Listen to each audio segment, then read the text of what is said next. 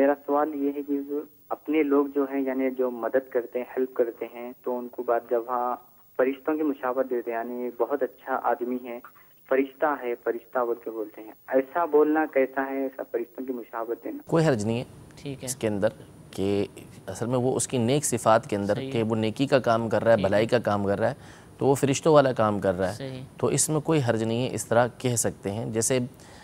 بعض محدثین کے بارے میں کہ ان کا حافظہ بہت مضبوط ہوا کرتا تھا، صحیح، تو ان کو مصحف کہا کرتے تھے کہ مصحف، یہ گویا کہ قرآن کی طرح ہیں۔ تو ٹھیک وہ ہے، مقصد ان کو یہ نہیں کہنا ہوتا تھا کہ یہ قرآن ہے نعوذ باللہ، بلکہ جو مقصد ہوتا تھا کہ جو حافظہ مضبوط ہے اس کی بنیاد پہ یہ کہتے تھے۔